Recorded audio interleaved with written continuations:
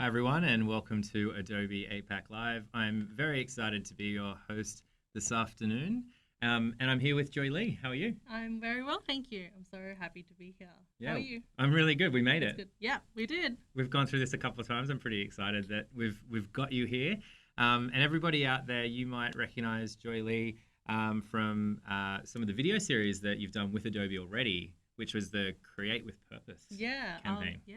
I was really grateful that I got the opportunity to be asked by Adobe to be featured in their video series, Create with Purpose, where they got a bunch of really cool creators who do a lot of work with social impact, and I'm really glad that I'm part of that. Yeah, well, thank you so much, and thanks for coming on this as well, because we're going to unbox and unpack a little bit of your work and talk about some of the sort of little things that we did throughout there. And unbox everything. So, and thank you all for joining us. So we're going to be live for the next 58 minutes and 30 seconds, and you can interact with us in the chat room as well. So you can log in using your Adobe ID. Just go into the top right-hand corner and log straight in there. If you don't have an ID, it's free. It only takes a couple of seconds or a minute to create an account, jump in and join everyone in here. We've got a couple of people in here already. Shout out to Jackson L and David C, Lisa M, Joshua T. Yeah, we are live. We're live right now. So welcome. Thanks for taking this journey with us. If you have any questions for Joy as we go through, whenever we find the nice little gap and it's appropriate time to ask the question. Yep, the hard-hitting questions. Yeah. Life advice. Life advice. Yeah. Life advice. We're going to drop some knowledge today. Feel free to go for that and jump on in. So how about like a little bit of an intro into who you are, like a day in the life of Joy Lee? Ooh, okay. Well, I'm a graphic designer and illustrator from Sydney. I currently work as a junior at a design studio called A Company. Shout out to the team back at HQ. Hey, Linda and everyone.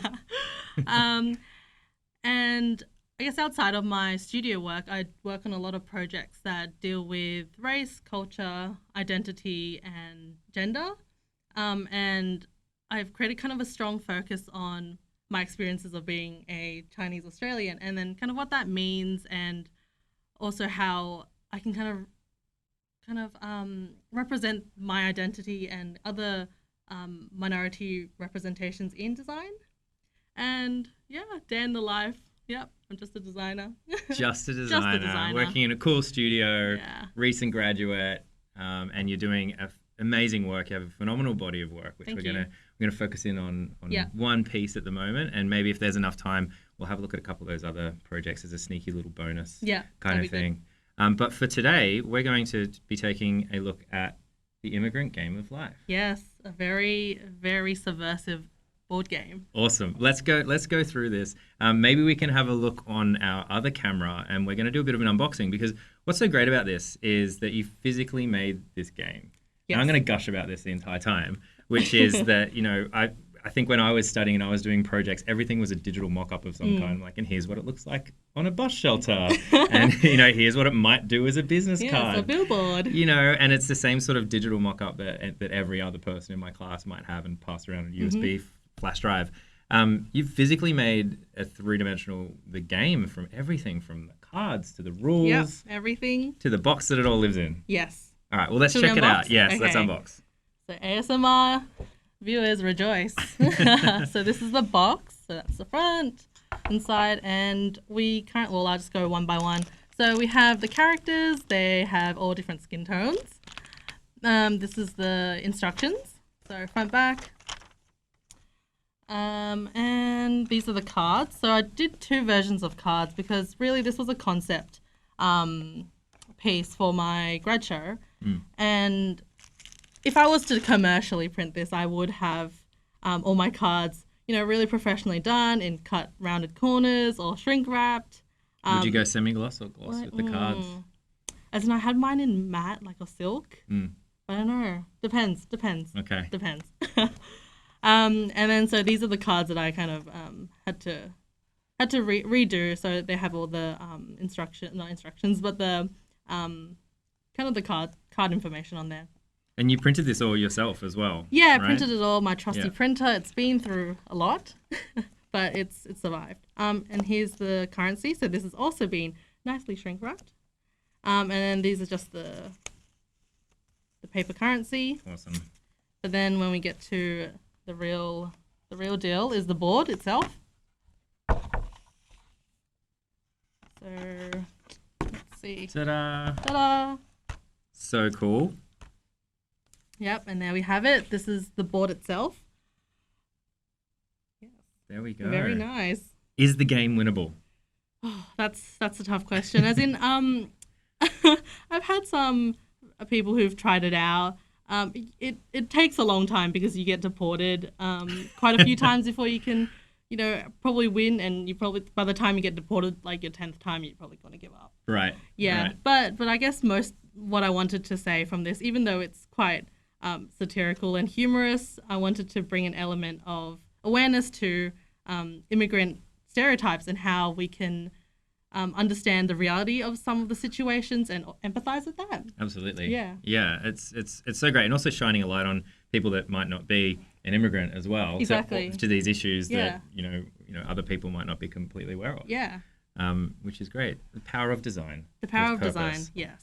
So we're going to zoom. We're not going to zoom in here. We're going to look in much more detail into the board. But just like kind of talk about so we got visas, career, life, and house. Yes. And you might want to turn off that screensaver as well. So maybe take us through what happens with these cards. So this is based on the Game of Life, which I was quite fond of when I was a child, and a lot of the times when you actually read into some of the things that they had in the classic board games, you realize, hey, a lot of these experiences don't really relate to my own experience, and they kind of blanket life basically. So I thought, it'd be funny to create a subversive game of the Game of Life, but if you were as an immigrant, how you go through life. So one of the parts that I would have done in this was to create the standard ones like the house cards, but then with other ones like the visa cards. So you need to grab the visa before you can start the game. You have your career cards. So as an immigrant, you might need to work multiple jobs. And then all your house cards, the standard ones, and then there's life cards. So there's quite a few funny ones in there as well. And a lot of this is really tongue-in-cheek. Yeah. It's like stop graduate, pay $20K in loans. Yeah. Some people out there can probably relate to. Yeah, to as some in of that most people, stuff. that's a more relatable one. Very good. Okay, cool. Well, why don't we get into, we'll go from the physical version. It's so cool that you made a physical version. I mean, this stuff's shrink wrap, by the way. It's so great. Just to put it out there. Yeah. Just got to give a shout out to the shrink wrap. That is an Yeah. extra level of detail that you've gone into. But let's jump into the project itself. So we're in Adobe Illustrator, and this is the board.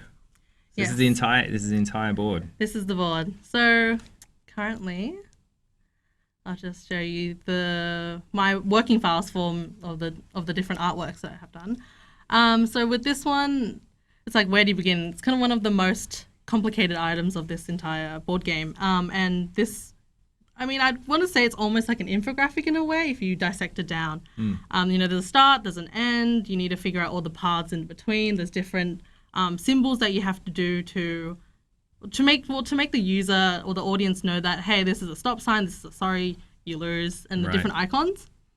And I guess just to dissect it down for everyone, I've kind of separated all the assets out into the different icons, the different paths, and the arrows. It's almost like a kind of Lego set puzzle piece where you piece it all together. And I guess with this particular game, I started to map out all the processes. A lot of it's through research. It's quite linear, but when you actually put it all together, it's all jumbled up and it seems like, it's a big mess. And I would imagine if you're creating it originally, just kind of, well, I guess you start here and you're slowly designing piece by piece, you'd just be out of control, right? So you've created this asset library, which I think is a really clever approach to something like this. So you could probably move things around and make sure that it works in a flow. Yeah, and as you said, it needs to be legible, needs to keeps make consistency. sense. Yeah. And aesthetically, it should make sense as well. And then after I've done the black and white version, I made a colored version, and in this particular colored version, in my workflow, I separate all the elements out in different layers. and also try to name them if I remember. We always like to praise designers here at Adobe when you're labeling your layers. So yes, okay, well good. done, congratulations. Thank you. Were they labeled before you came on the live stream? You don't have to answer that. That's okay. No comment.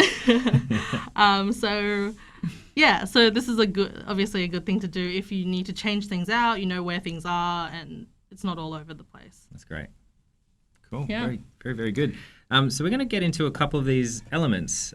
So one of the things that we first sort of were talking about was this kind of like typing on a path. So you need to keep it legible, and obviously, but you also want it to look good. So take us through this. All right. So I'll show everyone a couple of tips and tricks that I've done to create some of these different objects. So if I move to my board game stickers, so I've created a lot of stickers because one, if you don't know by the cover of this, I love stickers. And also they give a kind of a separate element to the design, and it just adds a little bit more to it. And to this one, so I created a few different designs. So a funny story with these two stickers. That's my mum and dad. Shout out if you're watching. Mum and dad are watching, right? Hopefully. Okay. Hopefully. Hi, mum and dad. Hello. And the funny story with this was that I thought, my mum and dad just came from, when they first immigrated here, they probably didn't have that much, and they only just got married, and they were like, hey, we should do a marriage photo shoot. And I thought it was so precious that it was worth putting on a sticker to be remembered by. And if we zoom in, that says Mr. Lee approved. Yes. And then Mrs. Wang quality check passed. So fantastic. Yes. I love it. We actually have a question from Maria. Yo Joy, how long did it take you to cut those cards? Oh gosh. Hi Maria. It took ages. Oh my gosh. I spent nights doing that, and I don't know how many times I probably cut myself, and yeah. And William thinks it's a great photo, and Jackson thinks it's pretty funny as well. Great. Thank you. Your stickers. Thank you. Yeah. So I'll be showing everyone how to do type on a path. So type on a path being that you want to put type on a curve, and in this situation you draw out the shape that you want. So in this case I've had a circle drawn out, and you want to go into your toolbars. You go into the type tool, click hold, and select type on a path tool. And where you want your type to start on this particular path, you select. So let's say I want my type to start around here. And you can see that the type pops up, but it comes up in lorem ipsum, which we don't want. In this case, I'll just write Mr. Lee approved. And after this, we want to format the type and arrange and align the type properly. So select the type, and I will change it to the typeface that I use across my entire game. So I used this and change the sizing around that. But you can see it's currently not centered.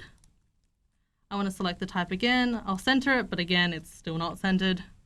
Still kind of doing its own thing. Still doing its own thing. So if I just zoom in on that, you can see there's a start and end path. You want to select your direct selection tool, and then try and click on the endpoints. So just draw that, well, not draw that, click, hold, drag, and extend that so you can fit your type within that assigned space. But again, still not centered. So you want to go into that center line. So click, hold, drag, and then align it to the center. Smart guides. Yes, are smart our friends. guides. Make sure your smart guides are on. And if you want to know how to get your smart guides, just go to view, and hopefully your smart guides are on. That's cool. And just before we go in, we've got a couple more questions from the crew. What were the difficulties you faced when talking about such a personal and abstract concept such as kind of culture and identity? It's a great question. That's a really good question. Thanks, Ivy. Thank you. It was, in a way, so getting into this, it was a difficult process because it's something that I haven't really thought about until like a couple of years ago when you start to become a little bit more independent and you realize, hey, this, some of the things that people say or things around you don't feel quite as right. Shouldn't be normal. And I would say I'm a quite inarticulate person, but most of my kind of thoughts and opinions come out through my design. And it was easier for me to go through that particular medium to talk to other people than for me to just say it to people. So I do it through my craft. Yeah.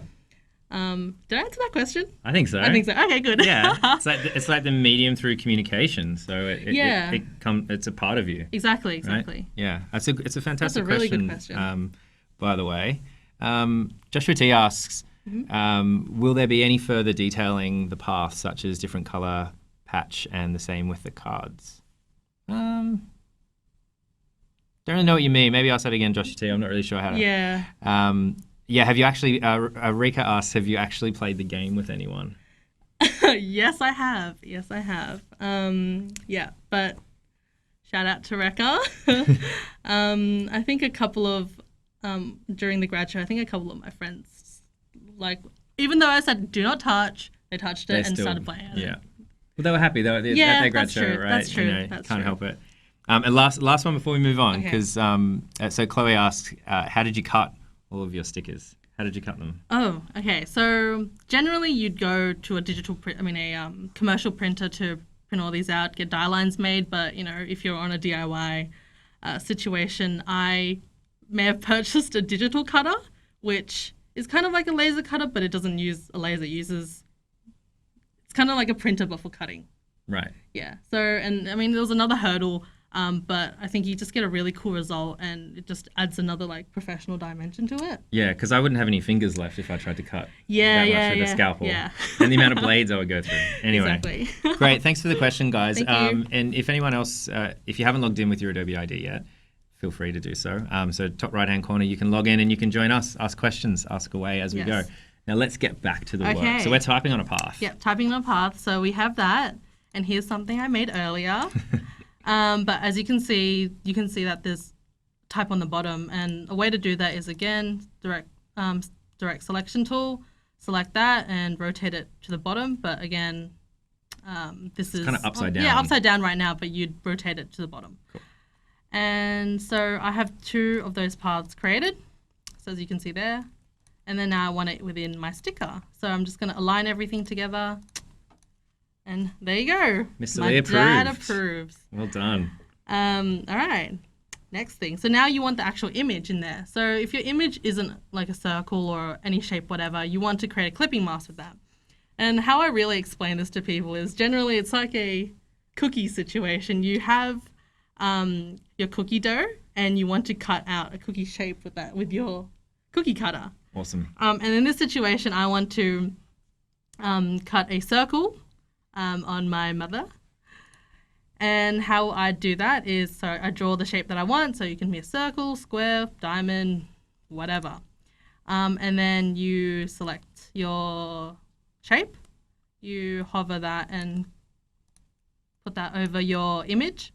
And you can align it and adjust it later. But for now, make sure your the cookie cutter is on top of the cookie, which is your image. So I love it. Yeah.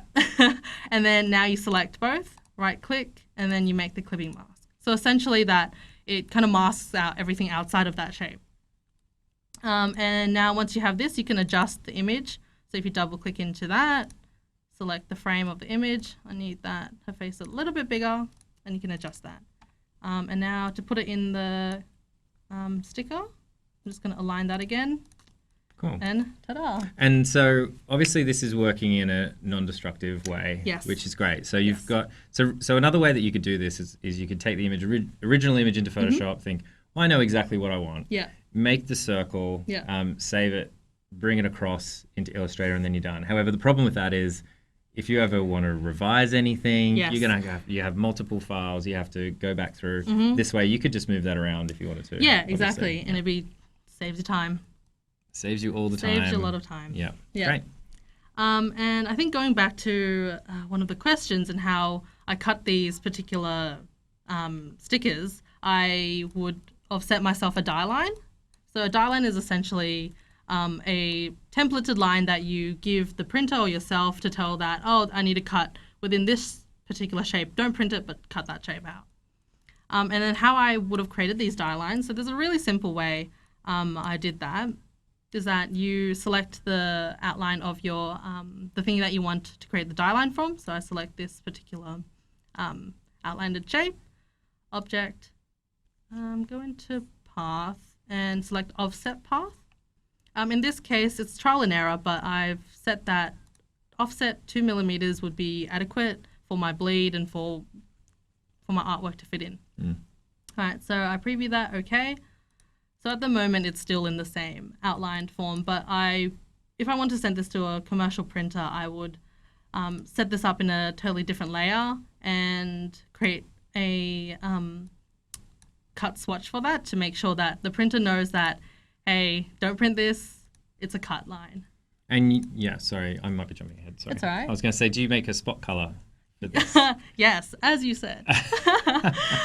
Not rehearsed at all. No, not at all. No.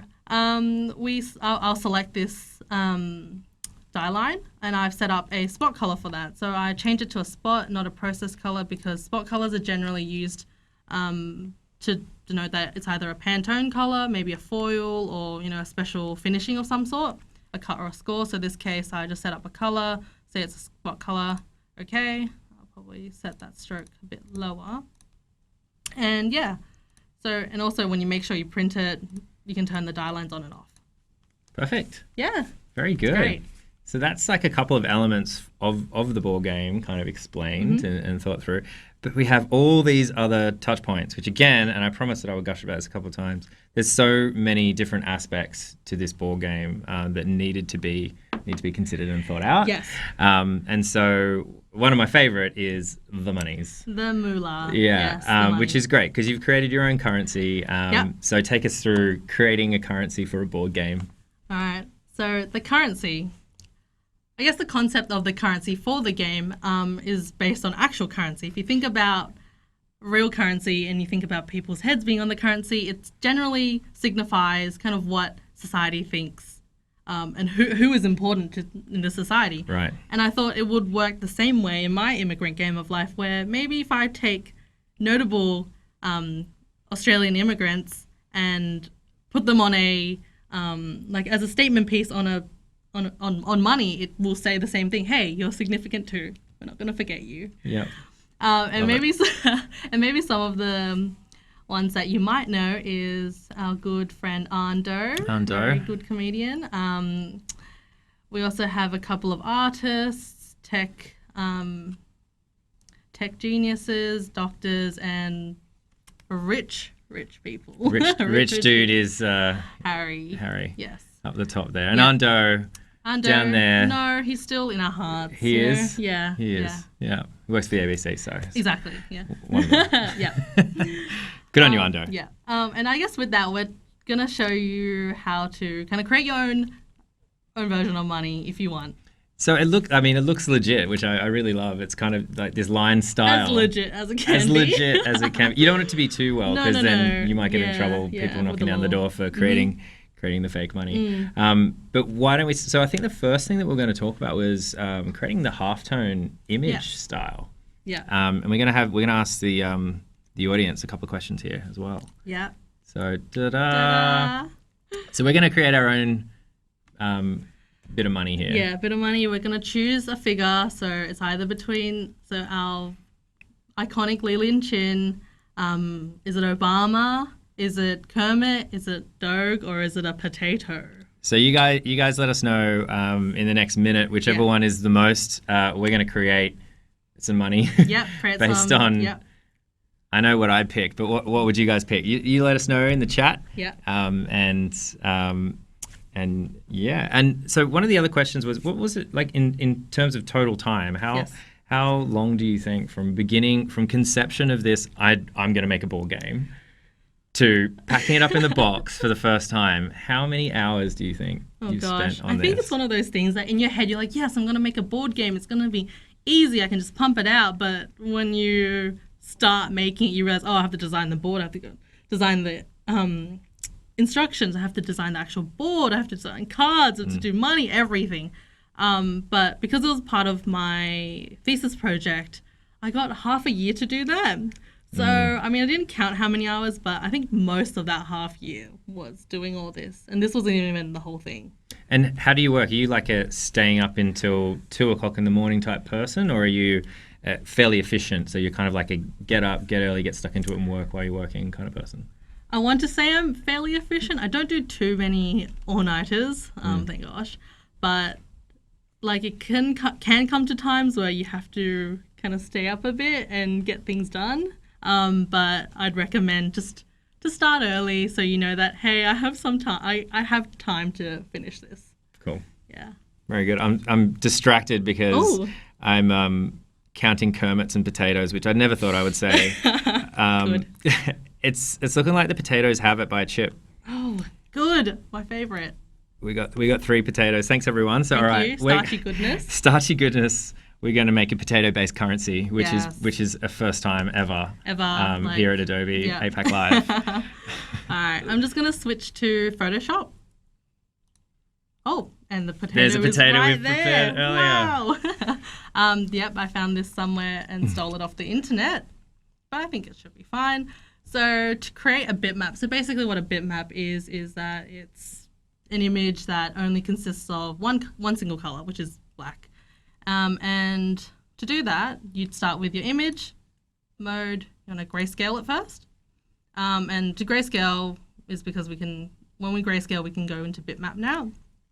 So to create the bitmap effect, there's a dialog box that pops up, output. Make sure your output's the same as your input. And then your method, also choose halftone screen.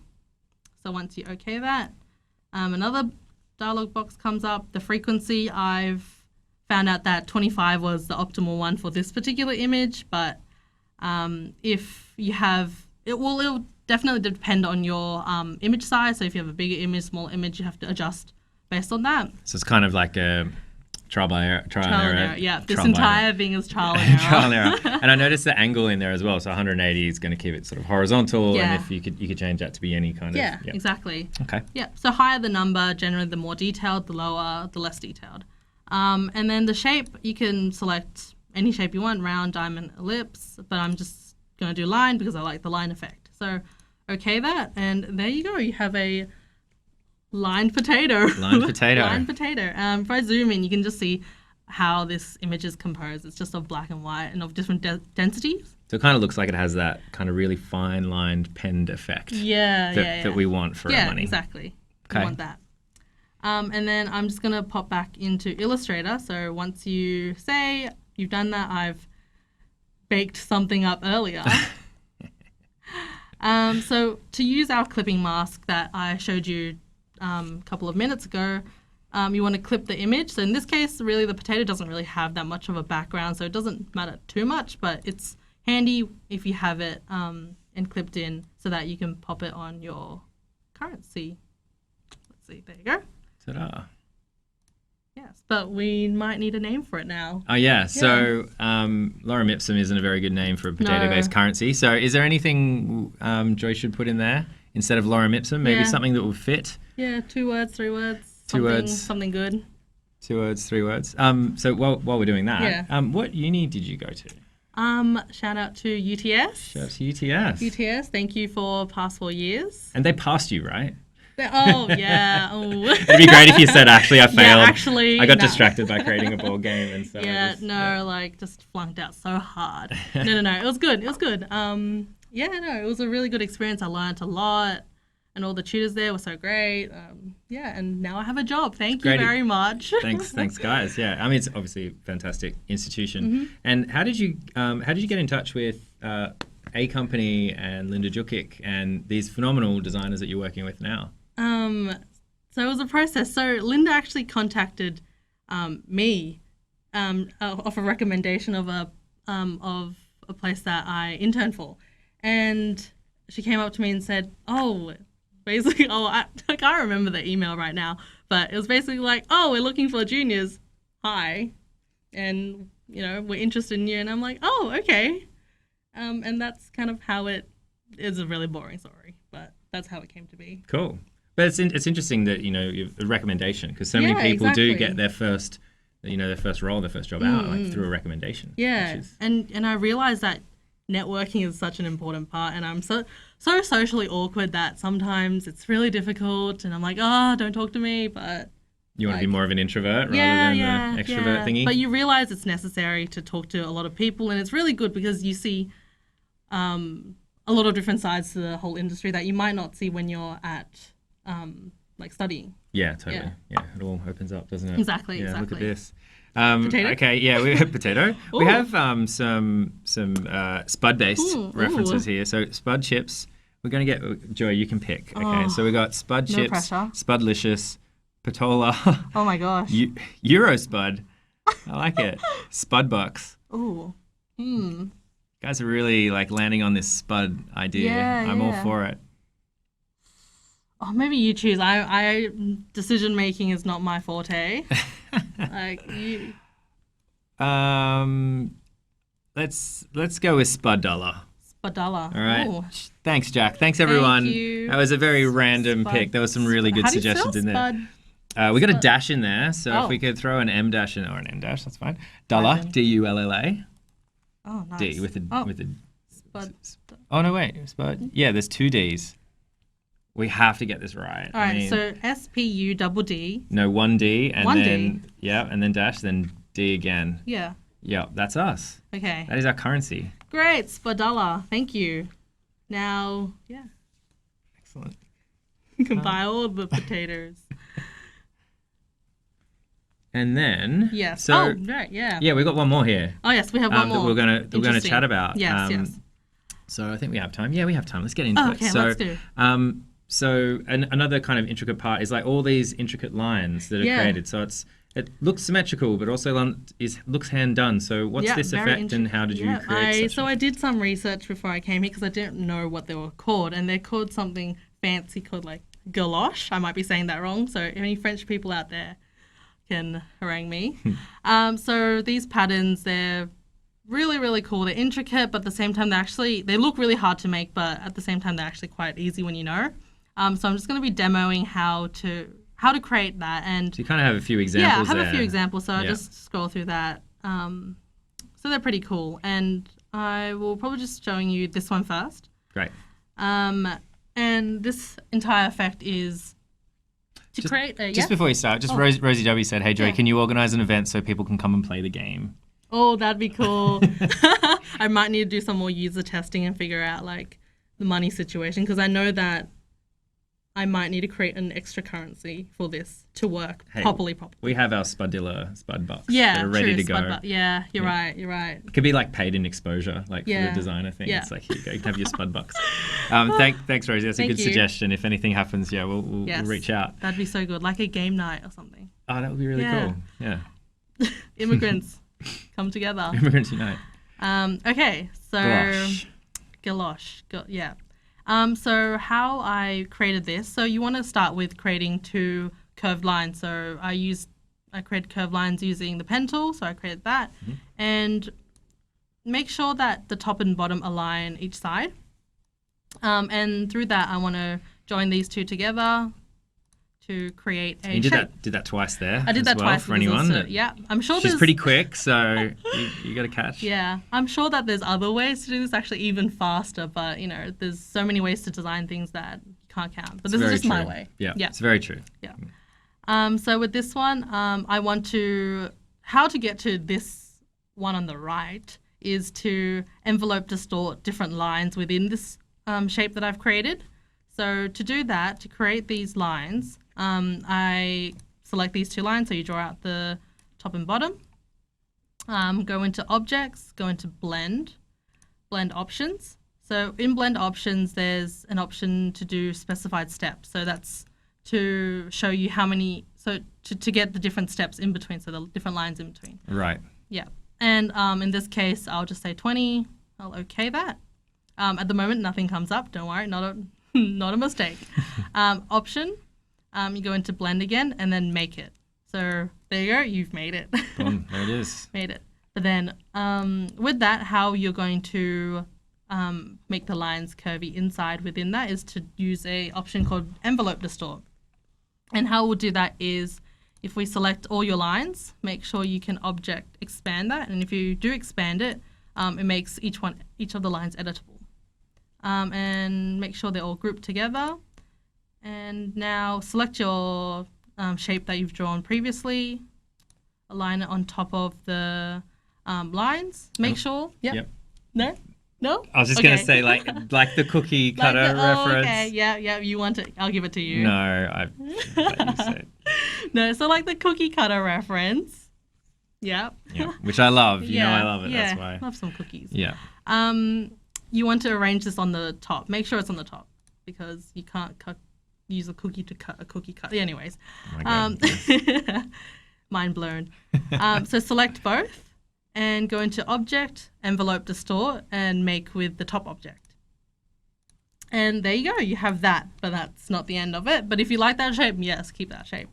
But if you want to do something cooler with that shape, is to duplicate it first. So I hold down Option, Shift, click the object, and there you go. There's another one.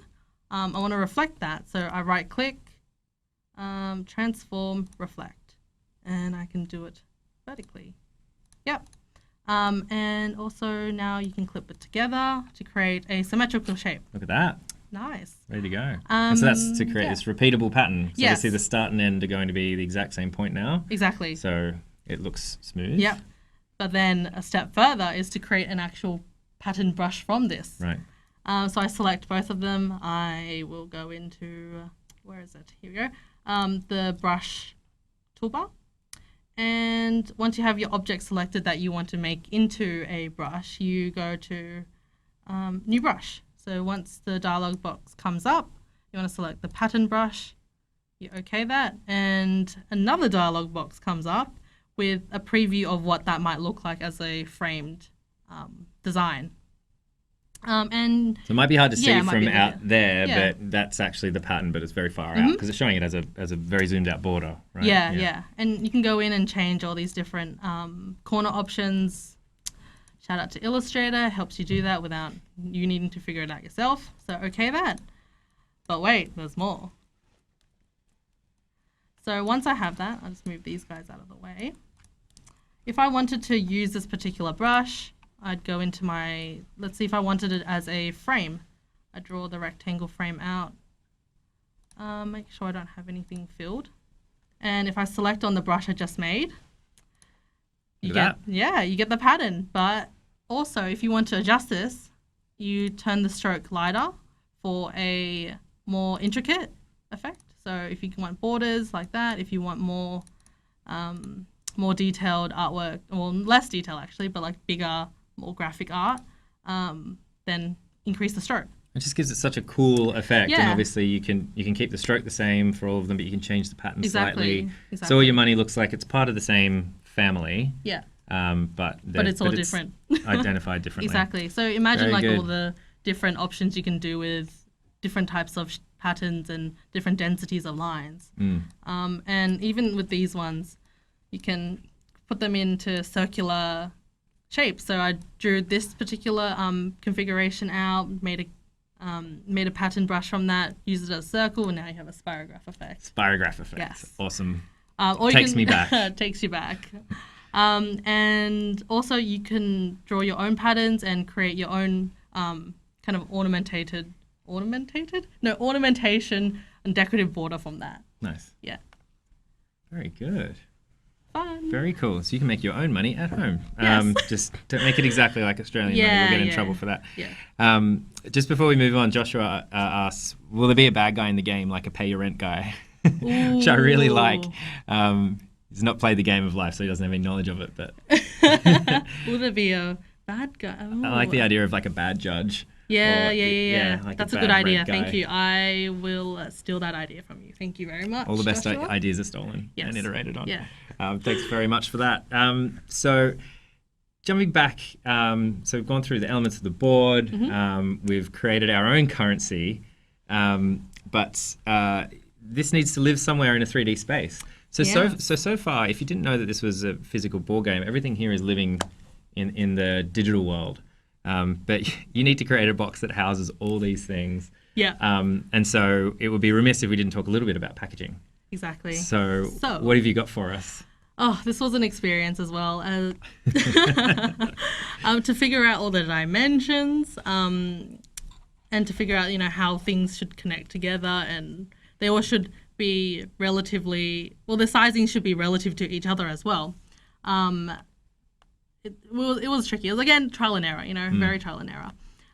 So one thing I'll shout out to is a particular reference that I used on the die line. So they have a free PDF resource that gives you a whole bunch of different die lines to create, like heaps and heaps of different types of cool 3D packaging designs. And I took their base box template and I adjusted those for my own purpose. So I kind of figured out trial and error, what's the dimensions I need for this particular box, and then obviously I can figure out, what's the board size going to be, what's the card size, and then the money size. And right. Yeah. And when you say trial and error, is it printing and cutting it and then making it and going, nah? Yeah. And then so there's a couple of boxes. There's a couple of boxes.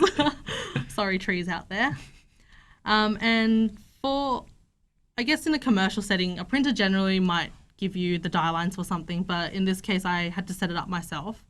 And to set it up, I also put them in layered and named layered files, basically, that are named. I put my bleed on a file, I put the score marks, and I put the cuts on each of their own layer and with their own swatch. And then after that, I will hop on to InDesign, which I imported that particular die line artwork in. Generally, I like to use InDesign because it gives me more control of the type, but Illustrator, I think Illustrator is more industry standard, but anyways, this is very DIY, so I did what all the tools are there for you, whichever way you want to use them. Yes. And just wanted to point out here as well, this is your illustration too. Yeah. It's just, I just dabble in I just dabble in it. But it's phenomenal. I mean, we could almost do an entire session just breaking down your illustration stuff. Yeah, we'll ask you back for sure. But yeah, it's phenomenal. We'll have a sneaky peek at some more later, but I just wanted to shout that out because I remember seeing it for the first time thinking, where'd you get the photo from? It's just like, no, she drew it. And I was like, it's an illustration. Okay. Yeah. And there's Dad approving. Dad, yep. Shout out to Dad again. Yep. With this, you can see that I created the artwork on this, and also, again, it's all layered to make sure that everything's, there's a guide that's score marked, so I don't, when I did print this, I obviously didn't I didn't print the score or cut marks out. I just had a very faint line, so I know where to cut. But if you were to, again, send it to commercial printers, you'd have potentially a separate layer for all that. Yeah. And yeah. That's perfect. We have a question from William L. This is a great question, William. Thanks. Hey, Joy, were there people that helped you with ideas, or was it all from your own personal experience? So this was because it was for university, a lot of it has to deal with like a lot of primary and secondary research. So a lot of the times I took from personal experiences, my family's experiences, family friends' experiences. You talk to other people and things like there's commonalities between that, and also reading about a lot of things from articles, for example, or the sorry, your visa has expired, and like things that like the reasons that you can get deported for. I actually looked into and found out why people get deported. Like if you were scammed by an immigration agent, like that actually happens. Wow. Yeah. So a lot of it was like both sides, both through experience and through other people helping me and through research. Yeah, great. Yeah. So a combination of everything. I think that's really, really great question. So thank you very much. Thank you. So another element that we haven't spoken about, the illustrations here are wonderful as well. I love them. I love the ship one. Actually, can we just zoom in on the plane? We did this just before when we were having a chat. Got that line art in there. Oh, yes. Again, got that line effect, which in there. Which is just really consistent Yeah. with the type on a path tool. And the color in the background, it's the same gradient that's on the board. I just really like that consistency that you've had throughout. Yep, and it's all branded, Lee brand. It's all branded. Can we have a look at that? I was trying to work out what that was. Yeah. So because it looks like a lotus to me. Yeah, because this was part of a whole set, which we'll probably go into later, maybe. Yeah. And I just wanted to create a like a brand for my own family, I guess, because my last name's Lee, makes sense. And this whole idea of my last name Lee kind of being a pear almost in Chinese, and also it looks like a waratah, and it looks like a peach, and it looks like everything. I love this. And yeah, everything it all coming merges together. Yeah. Well done. I love it. Okay, so I think we have time to talk about the cards. Yeah.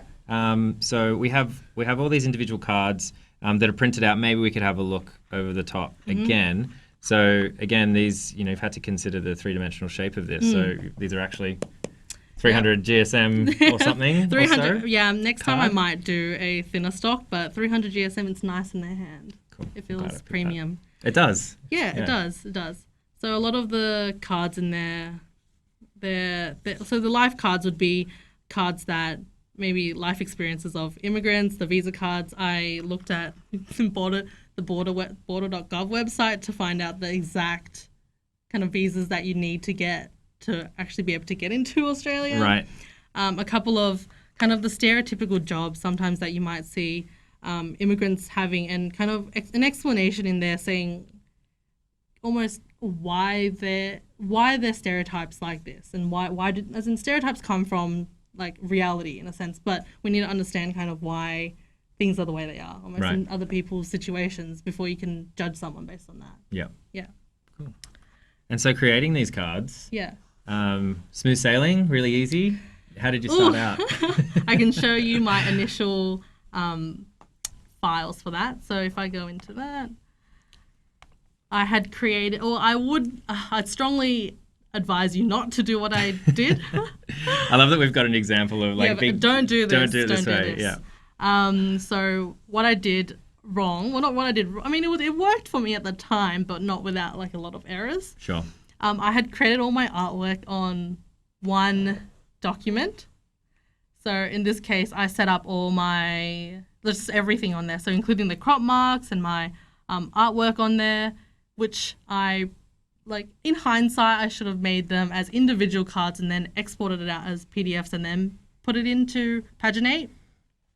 And the reason is that I've had a lot of mistakes where things didn't align properly. I printed it out and I realized, this doesn't look quite right. The margins on this wasn't right. And there was just maybe one thing that was out of line, and then you realize, oh my gosh, I have to print this again.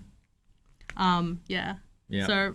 And the inconsistency as well. Like, well, the how many options every time you redo a new one, there's the chance that you'll accidentally bump something, or exactly. You don't know where something might get misplaced, and you might put something with the wrong copy, or I don't know. So I guess what I would recommend you do is set up your cards like this on an InDesign document on its own. So having all the cards on set up properly with their margins and with like master pages, so that you know that there's guidelines to tell you where things should sit, to keep consistency and all that. Perfect. Yeah. And you have your guides there. Idiot-proof design. Yep, idiot-proof design. Should make it as simple as possible for yourself. Yeah, fantastic. And we had the rules here as well. I think it's probably worth just having a look at the rules. I think a lot of people are really interested in the game itself. So how did you come up with the rules and that design? So the good thing was that because I based it on a game that actually exists, so the Game of Life, I had a basis to kind of riff off almost. Yeah. So that it was easy for me to say, this is already designed. How can I kind of improve on that or make it my own? Right. And then with this particular, if I look at the instructions, as in it's quite self-explanatory. Like a lot of it maybe needs to go into more depth if it's to be actually playable. Like it is playable, but there's things that you get to and you realize, I should have used the test at this, and thought that I might need to add an extra element to that. What happens if this and this and this situation happens? We had quite a few people in the chat say they'd love to user test it. So great. If that happens. Yeah, great, fantastic. Well, so I'd love to just have a look at, spend the last kind of 5-10 minutes that we have with you, looking at how this kind of work within a larger body of work. Yeah. Because originally when we were kind of talking about having all this fantastic and there's so much involved, But then there was even like this was like part of an entire but like wait, a there's rich more. but wait there's more like Yeah. a rich tapestry of work that you created for your major project. And I think it would be great to just have a quick look at some of those other projects. Yeah, sure. Is that cool? Yeah, that's fine. And I've seen them on your website, we did this before, so No, this is the first time doing this. right, What do you totally, mean? yeah. All right, so I'm just gonna pop to my website. Cool. Shout out to my own website. Shout out to your own website. Yeah. So going in, if I go into my project, loading time. Yeah, there we go. So yeah, there's so many elements in this because I wanted to create a storefront, to look at it from the outside and you realize, oh my gosh, this is a store. But then when you actually look closely, you're like, oh, this is slightly, makes me a bit uncomfortable because the things that they say on this particular bottle or box or something is actually not what I thought it would say. Right. And then I guess with this is I created signage for that. Mm-hmm. And that was this experience was really good for me because I also made me communicate with other people like manufacturers and like production people to get these things made. And you actually made this sign, right? Like this is a photo of the physical the real neon thing. sign. I'm like super jealous. I've never made a neon sign in my life, and here you are graduating junior and just like, yeah, whatever. I just made a neon sign. Just a sign. Whatever. Yeah. Which is great. We actually have some questions. Is there a reason why the background of the color of the box is white on there? Any particular reason? Well, I think it's also just to go off because I based it off the vintage version of the Game of Life, and in that particular one, it was a bit of an off-white color, and I thought, yeah, just stick with that. Keep some consistency. Yeah, so and people also, know, just to protect the environment a bit, not to spend too much ink, even though the board is all printed. But the little things. Thanks, Gillian, for that question. Thank you. And Ivy asks, thought the concept of the general store was awesome. How did you come up with the final product? So we're probably skipping a little ahead. It sounds like you've seen this before. Okay. Probably skipping a little bit ahead, but yeah, that's a great question when we kind of get to the end. How did you come up with the final products of the general store? Okay. Yeah, or you can answer it now if you like. Well, I guess looking at all the different products, it was to look at everyday items that we would kind of interact with, right? And then in specific like items that you might not see having kind of like being racialized or have any like identity and connotations to that. And a lot of these things that, for example, the neon sign, there's a history of neon signs in where we look, for example, like in Hong Kong, and it's embedded within that particular visual culture, and that I thought would be good to take from and to appropriate. Great. Yeah. Love it. So this is part of a whole thing. It's part of a whole thing. And well, I guess if it's to go one at a time. Yeah. So with the plates, these particular plates, production wise, I had got these actually made like China made in China. Right. Yeah. China made in China. China made in China. That's amazing. And the whole idea of this is that you look at, the willow plate patterns, and if you actually read into the history of willow plate patterns, you're like, oh, it's actually not, we associate it with something being very Chinese, but it's actually doesn't have that history. It's actually made in Europe, and people associate that with Chinese culture, but it's not. Oh. And so I'm just taking the use of a plate and to embed ideas within that. So for example, the first one being food dogs, it takes kind of these traditional guardians, these lion dogs in a sense, and using that as almost like I think this is a general stereotype that Asians, so we people have a bad rep of like eating dogs and all that, but that's not really the case for every single Asian. So I like the way that you said it before. There's this negative connotation. It's almost like that that Asian people eat dogs or something. Like, yeah, but I don't. Yeah, which is just great. Yeah, and I thought it would be nice to put it on a plate and actually be like, hey, you're kind of eating from a plate that says we don't eat dogs. And then look at this. Illustration is fantastically beautiful. Like, if we could zoom in on this as well. Zoom in. Look at that. This one was based on dragon ladies. So amazing. And this next one, yellow fever medicine. Just so everyone knows, what's inside the bottles is actually maple syrup. So, I mean, I had a suggestion from Flynn before to put whiskey in or something. Always kind of hope that everything is whiskey. So. With this one, it's also, again, trying to figure out, because the whole process of designing all these objects, it's not just the artwork itself, but also you got to figure out what bottles you want, what the packaging looks like, so the materiality of it, your stickers, and all that. So it's a whole process. Design's not just, hey, here's the artwork, but also thinking about all the different elements that come together. Yeah, as one. Absolutely. And yep. Hey, that looks familiar. Oh, that's us. What's that? Yeah. Immigrant Game of Life. And the last three, so this one is the laundering soap. Mm-hmm. And then you can read further about it in there. And also the model minority tonic. And the last one being the takeaway chopsticks. So, we all see like chopsticks are everywhere. And it'd be funny if we had not how to use, but how to not use them. Yeah, and just to take away. I love that. It's a classic brand element thing where it's kind of like, what doesn't the brand do, and tell people that first, and then they'll figure out what it does in the end. Yeah. And could we zoom in on some of these? I love the Wolverine claws down the bottom. Yeah, and try not to do that. It's just made me laugh. It's so great. The most offensive thing about that is not only do you have your own chopsticks, but you've stolen someone else's chopsticks. Exactly. There's 3 in there. Which is just not on. No. Fingers please. Yeah. It's fantastic. I just love how it's, because they're not the same thing rolled out over 50 different things. They're completely independent pieces of design that are part of a body of work. And that's what I really like about it. Yeah. Thank you so much. I love it so much. So we might have you for a couple more minutes. So if anyone has any final kind of questions for Joy as we're wrapping things up, now's the time to ask. But I might ask something that we ask all of our guests is, I mean, you've achieved a lot in a very short period of time in regards to your professional career, we'll say. You graduate, you've got this amazing body of work, done so much, and now you're working with a fantastic studio, surrounded by amazing designers. So definitely a designer to watch. What advice? Do you have some general advice for people? Yeah, I have like the most corny, most generic one, but it works for me all the time. And that is, be yourself, honestly, because you are unique.